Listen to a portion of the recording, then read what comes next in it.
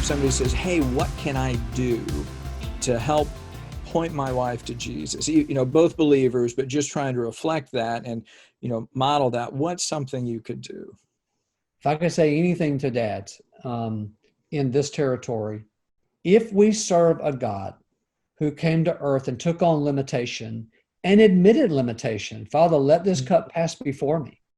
Guys, how could you sleep when I need you so badly? Like, okay, are y'all going to leave too? I mean, all these things that he said in his humanness and his godness, among all of those things, the one thing he did, he was just needy, and he interacted with people, and he asked for what he needed. And when he was tired, he rested, and utterly and completely with every breath relied on God, and his life showed that he was relying on God. I think that is one of the best. When I went to graduate school, and this is where Sheila taught me, and I've been able to return that to her through the years. It took me 10 years to get through college because I was an absolute disaster. My life was a disaster, and I got through 10 years of college, and I don't say this to shame myself. Like I couldn't do math, and I had to take consumer math the last semester of my senior year to graduate high school. Like I struggled, and part of that was home and other things. And so I had this crazy idea that I'd go to graduate school. Like, the record indicated probably not a good idea. And so I got accepted by the grace of God in a miracle to equal the Red Sea parting. And I got into school with my long 10-year resume of 2.1 GPA by the grace of hook or crook. And so I got there, and the second day of class, I came home with this stack of syllabi, and I put it on the table.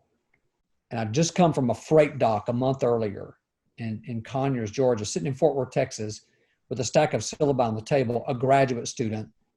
And I told Sheila, I said, I can't do it. I can't do it. 10 years through college, barely, I can't do this. And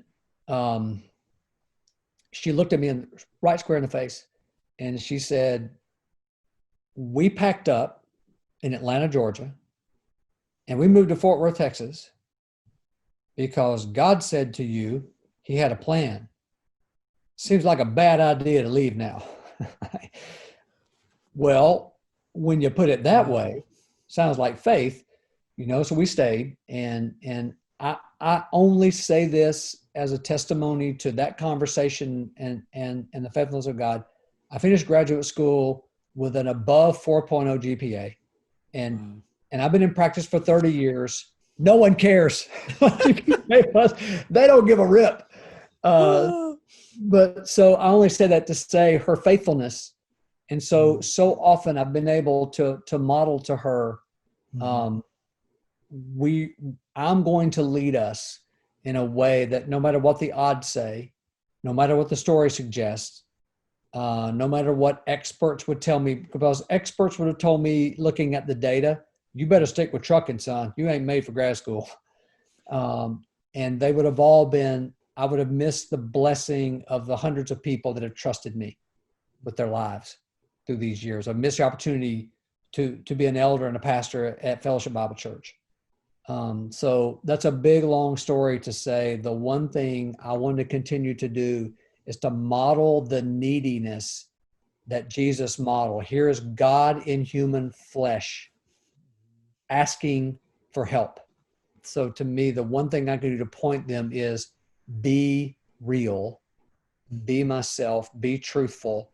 And when I'm needy, ask my friends like Eric and these other men to come alongside me and help me to model and live in the humility of neediness. Go ask.